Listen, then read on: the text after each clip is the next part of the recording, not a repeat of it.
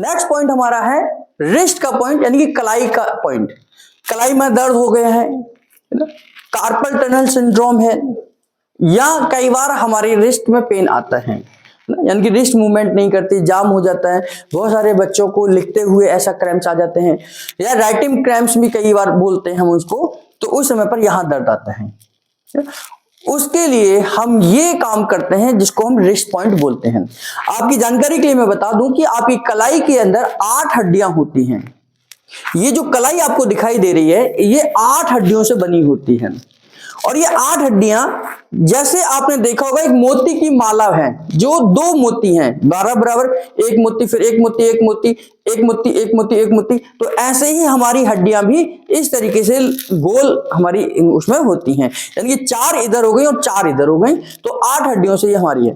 तो कई बार इनकी सेटिंग भी बिगड़ जाती है तो भी आपको पेन हो सकता है। आपने देखा होगा बहुत सारे पहलवान इसको खींचा खाची कर यानी कि झटका देकर भी इसको ठीक करते हैं। वही छोटी सी टेक्निक का इस्तेमाल हम न्यूरोथेरेपी में करते हैं, जिसको हम रिस्ट का पॉइंट कहते हैं। करना क्या है, मान लीजिए इनके इस कलाई में दर्द है, ये दर्द है, ये पेशेंट हमारे पास आते हैं, तो केमिकल ट्रीटमेंट में आप कॉज को ध्यान में रखते हो, इंजरी का फॉर्मूला, या आप रिलैक्सेशन ट्रीटमेंट दे सकते हैं।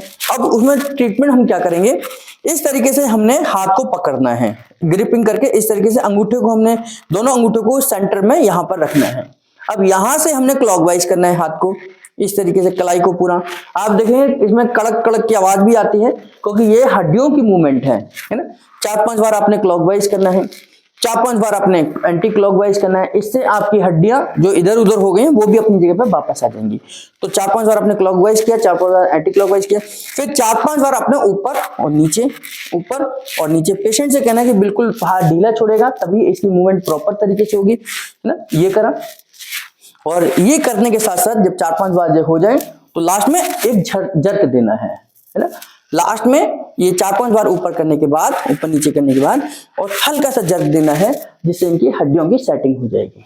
और फिर लास्ट में आपने क्या करना है, ये हाथ को ऐसे पकड़ना है, ये ऊपर नीचे दाएं बाएं चारों तरफ करके क्लॉकवाइज कर देना है, और एंटी क्लॉकवाइज कर देना है। हालांकि इसको हम पॉइंट बोलते हैं, जबकि एक प्रोसेस है जिसमें कि हम रिस्ट की सेटिंग कर रहे हैं, है ना। तो इस सेटिंग से क्या है, हड्डी कभी भी कई बार ऊपर नीचे हो जाती है, खिसक जाती है, हमें जर्क लग जाता है, हम गिर जाते हैं, हम हाथ के बल गिर जाते हैं, तो उस समय पर ये पॉइंट आपका काम करेगा।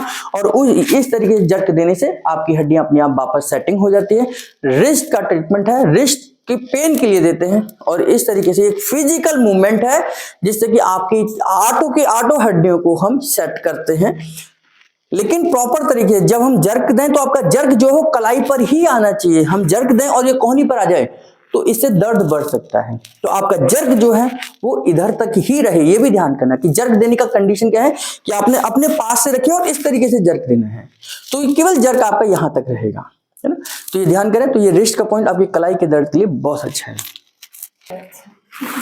तो ये आपने मूवमेंट पहले इस तरीके से करनी है, मतलब पहले क्लॉकवाइज करना था इस तरीके से, और पहले फिर एंटी क्लॉकवाइज करना था इस तरीके से। लेकिन पकड़ना इसी तरीके से है कि आप जब भी आप ये देखेंगे, ये अंगूठे दोनों आपके अंगूठे ऐसे होने चाहिए, है ना। और फिर पहले क्लॉकवाइज करना है, फिर एंटी क्लॉकवाइज करना है ना, और फिर ऊपर नीचे करना है। ऊपर नीचे करने के बाद और हल्का सा जर्क देना है, इस तरीके से जर्क देना है, इस तरीके से जर्क देना है कि यहाँ पर ही जर्क आना चाहिए। और उसके बाद जो मैंने आपको बताया था कि इसको पकड़ना है, इस तरीके से आप सपोर्ट करिए, और क्लॉकवाइज, एंटी क्लॉकवाइज, ऊपर और नीचे, इस तरीके से सारी मूवमेंट इनको देकर एक कलाई की मूवमेंट को हम नॉर्मल लेके आ सकते हैं। ये आपके रिस्ट पॉइंट होगा जो कलाई के दर्द के लिए दे सकते हैं।